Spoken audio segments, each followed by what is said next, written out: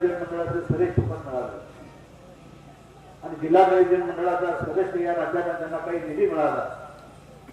तो निधी जवळजवळ 90 लाख रुपयाचा निधी त्यांनी या पाचपूर गावासाठी खर्च केला. बांधवांनो, निवडणुका समोर आल्यानंतर ना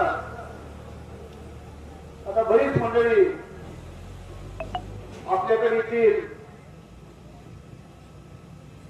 बोर्ड फाडून देतो, 4 गाड्या बोलून टाकतील. परंतु तुम्हाला आवर्जून आपल्याला सांगायचं, या तालुक्याचे माझे आमदार यावेळेला मी मोहोळ मतदारसंघामध्ये मागे ज्याला रस्ता, मागे ज्याला आपण रस्ता देत होतो, आपण कित्येक ठिकाणी बोर पाडले होते. परंतु ज्या वेळेला मोहोळ तालुक्याचं विभाजन करण्याची भूमिका झाली, त्यावेळेला अंदर अस्वल तहसील कार्यालयाच्या नावाखाली मोहोळची बाजारपेठ उद्ध्वस्त करण्याचं काम झालं. मोहोळच्या जनतेला हे पटलं नाही. अरे तुम्ही मोहोळला जनावरांचा बाजार मोहोळचा तुम्ही घेऊन गेला आमदारला, सब रजिस्टर ऑफिस तुम्ही आमदारला घेऊन गेला आणि मोहोळचं अप्पर तहसील कार्यालय जवळजवळ 42 गावं ही आमदारला जोडली आणि आमदारला जोडून ते शासकीय कार्यालय तुम्ही आमदारला मंजूर केलं, त्याचं उद्घाटन केलं, ते कार्यालय चालू केलं. काय अवस्था झाली असती त्या उज्ज्वला खेळेला. या पाचपूरचा सुद्धा सिंहाचा वाद आहे. या जन्मामध्ये नाही तर 7 जन्मात मी आपले उपकार कधी विसरणार नाही, इतकं खरंच तुम्ही मला दिलं. आणि मला आमदार झाल्यानंतर पहिलं काम काय केलं असेल तर आपण लोकांसाठी, लोकांनी आपल्याला निवडून दिले. गरीबी काय आम्ही पाहिलेले. मी काय महारामध्ये राहत नाही, वास्तूकरांना सांगतो, कधी जर तुम्ही माझ्या घरी आला तर महाराष्ट्रामध्ये 288 आमदार आहेत. परंतु हा मोहोळ तालुक्याचा आमदार गोळ्याच्या गोट्यात आहे ना, गोळ्याच्या गोट्यात बसणारा आमदार. होय टाके 100 कोटीच्या महलामध्ये हे नसतात आणि आम्ही पसऱ्याच्या शेडमध्ये बसतो. आमची बाकीची सर्वसामान्य माणसं आहेत. अरे 30 वर्ष आमदारकी तुमच्या घरामध्ये होती. काय आज मला 5 रस्त्याची उद्घाटना करावी लागली. काय अगोदर केले तुम्ही 30 वर्षामध्ये? शहर महिन्याच्या 90 लाख रुपये डीपीडीपीच्या फंडातून रस्ते केले. काय ना तुमच्याकडे आमदारकी होती, कोणी तुमचे हात बांधले होते. परंतु पाचपूर असं, पिनर असं विकासाचा निधी आज तुम्ही सांगता की 4,000 कोटी रुपयाचा निधी आणला. 4,000 कोटी रुपये आणला तर गेला कुठं? मग हे रस्ते जे आज आम्ही करतोय, मग ती काय झाले नाही.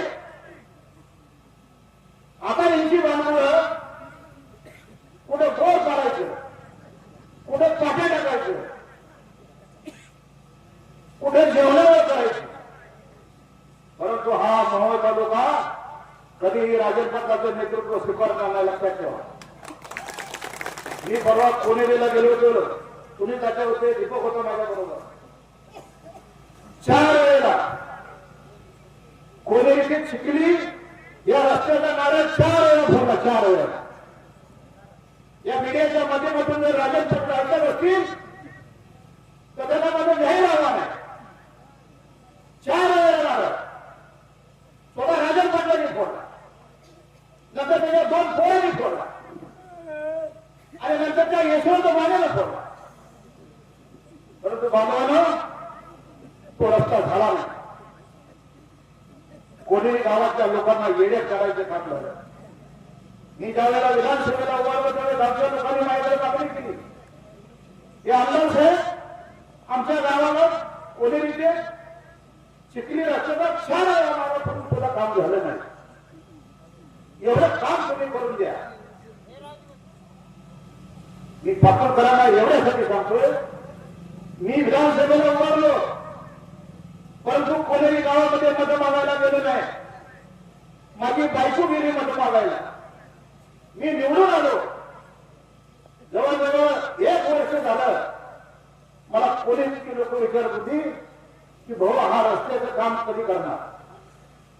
मी म्हणलं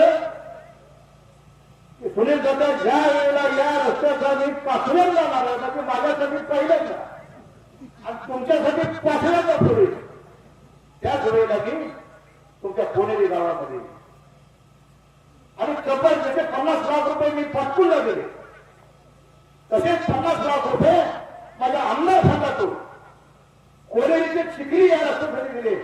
त्याचं टेंडर झालं, त्याची वर्गवाटप झाली आणि मग सरकारी कार्यक्रम गेल्याकडे फार पडला आणि त्याला नारळ लागला.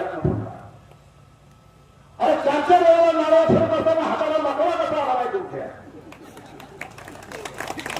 एवढी जनतेने येण्यात करतोय तुम्ही. याने आणलं अडीचं नाव करून तुम्ही जिंकलं. परंतु माझी बहीण इथं बसलेले मोहनची नगराध्यक्षा 7,000 रुपये पगारीनं एका स्त्रियेकडे कामाला होती.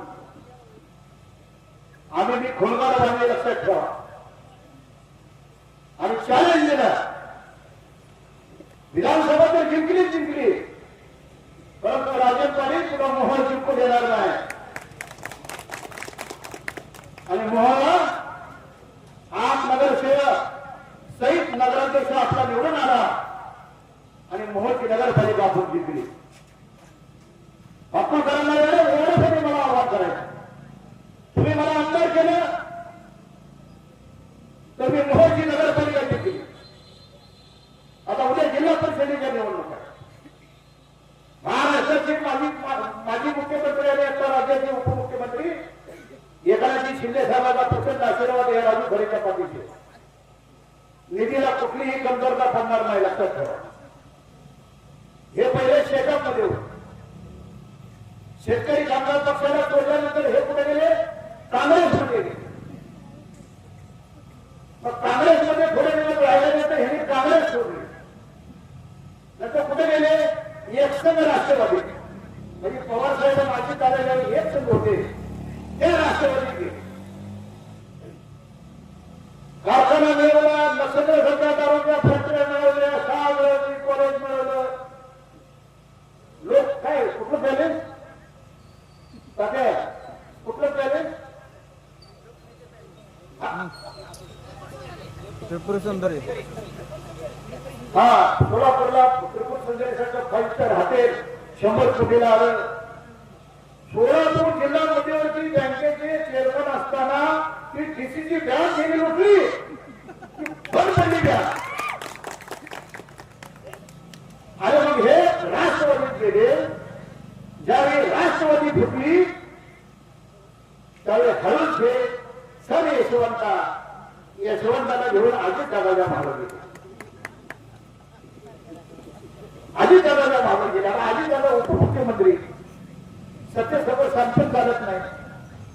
यावेळेला 20 नोव्हेंबरला मतदान झालं आणि 23 नोव्हेंबरला निकाल झाला. मोहनच्या जनतेने स्वातंत्र्याची पहाट बघितली आणि माझ्यासारखा एक कामवाल्याच्या मुलाला तुम्ही 31,000 निवडून दिला. त्यावेळेला हे अजितदादा पवारांकडे गेले. रमेश बारोसकर तुम्हाला माहितीसाठी एक किस्सा माहित नाही पण आज ऐका तुम्ही नव्हता कोणीला. हे सगळे साखर सम्राट ज्यांनी डीसीसी बँक लुटली हे सगळे गेले अजितदादाकडे. अजितदादाकडे गेल्यानंतर ते म्हणाले चंद्रदादा सहकारी साखर कारखान्याला तुम्ही 211 कोटी दिले. भीमा सहकारी कारखान्याला तुम्ही 250 कोटी रुपये दिले.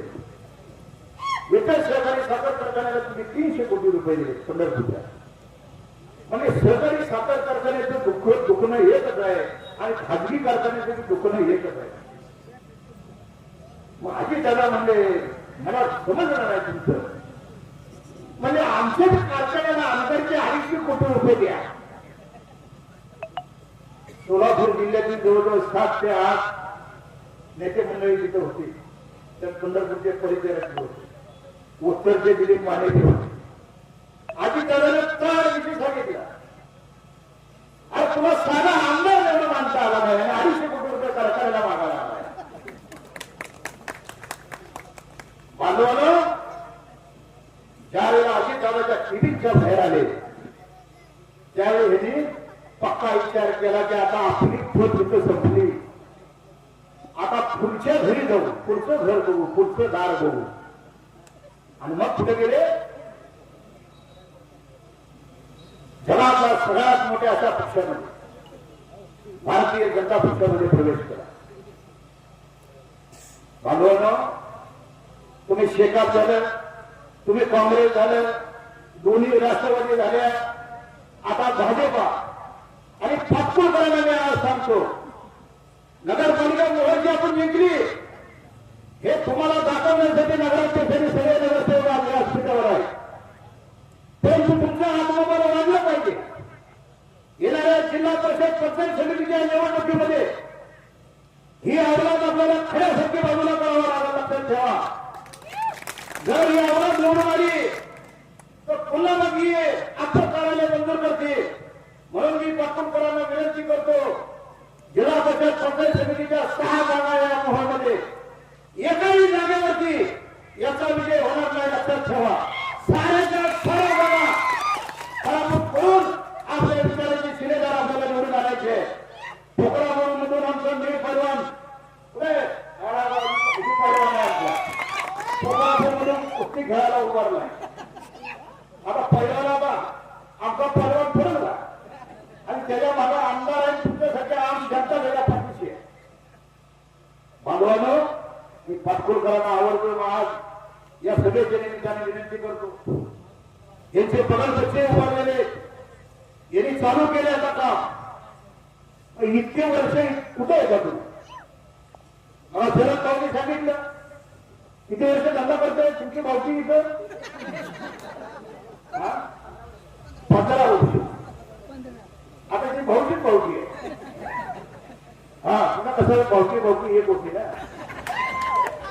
हा, आणि मग 15 वर्षापूर्वी तुम्ही या पाटपूरमध्ये धंदा चालू केला. या पाटपूरला भरभरून तुम्हाला दिलं. या पाटपूरच्या आसपासच्या गावाने तुम्हाला इतकं भरभरून दिलं की आता तुमचं दूध टँकरने चाललंय. कसं झालंय? टँकरने चाललं ना हो. मला टँकर चेक करावा लागेल. म्हणजे दूध किती आणि बाकी आणि म्हणून बांधवांनो, ही फसवी लोकांना लक्षात ठेवा. उद्या येतील, उद्या ही फसवतील, तुम्ही फसवू नका. लक्षात ठेवा, डीपीचं काम असेल, शरद पवारचा कार्यकर्ता भले तो पक्षाचा जिल्हा प्रमुख असेल तरी अर्ध्या रात्री तुमच्यासाठी राहून जातो. जिल्हा नियोजन मंडळाचा निधी आणला त्यांना आपल्या गावासाठी खर्च केला. तुम्ही मला आमदार म्हणून निवडून आला, मी आपला आमदार भागातला निधी आपल्या फक्त गावासाठी खर्च केला. आणि येणाऱ्या काळामध्ये मी तुम्हाला सांगतो, मी यांच्यासारखा नतग्रस्त माणूस नाही. लक्षात ठेवा, आता यांचा आमदार पडला, आता यांची मोहोळ नगरपालिका यांच्या हातातून गेली. आता सगळा जीव धरण म्हणून जिल्हा परिषद पंचायत समिती. मी पालक मंत्र्याला सांगितलं तुमचा पश्चाताप होईल की उभं या उभं निधीमध्ये जरा थांबा म्हणलं. जिल्हा परिषद पंचायत समिती या निवडणुका होत्या. जशी ही माझी ताई बसली नगराध्यक्ष मोहोळ नगरपालिका, हे जसे आमची वाहन बसले नगरसेवक म्हणून, तसाच उद्या सभापती पंचायत समितीचा आपला बसलेला असं तुमचा आशीर्वाद लक्षात ठेवा. सत्तारी सर्वसामान्य माणसाच्या घरामध्ये गेली, सत्तारी तळागाळातल्या कार्यकर्त्याच्या हातामध्ये गेली. माझ्याबरोबर जेवढी व्यासपीठावरती सगळी मंडळी ही सर्वसामान्य माणूस कुटुंबातून आलेली. नदी कुंभरीचा सरपंच आमचा सुनील काका असेल, आमचा दीपक गवळी असेल, आमचे बाबूराव कोकाटे तांबडे असतील, या 72 सगळ्या लोकांनी जीवाचं राम केलं आणि मला आमदार केलं. त्याच्यामध्ये तुमचा हरीचा वाटा आहे, लक्षात ठेवा. कधी मी आमदाराकडे तुम्हाला भेटायचं असेल तर मी लगेच भेटतो, मला कोण आणायची गरज नाही. आता करण भाऊ मला म्हणले की गावच्या पुढे चर्चा पुढारी आहे का, तर तसलं काही मला चालत नाही. या तालुक्यातला सर्वसामान्य माणूस कुणीही येऊ द्या माझ्याकडे आणि त्याने त्याचं काम मला सांगू दे, त्याचं पहिलं काम मी करणार. कारण तो माझा मतदार राजे आहे. त्यांनी आपल्याला मतदान केलं का नाही केलं ह्याच्या फंदात मी कधी पडत नाही. तो हा माझ्या तालुक्यातला आहे, माझ्याकडे काम घेऊन आलेला आहे, आणलेला आहे. माझा कधी कोण गरीब माझ्याकडे आला तर त्याला हॉस्पिटलला मी मदत करतो, माझ्या परीने करतो. आणि अधिक वेळ घेणार नाही. बांधवांनो, खूप वेळ तुम्ही मला दिला.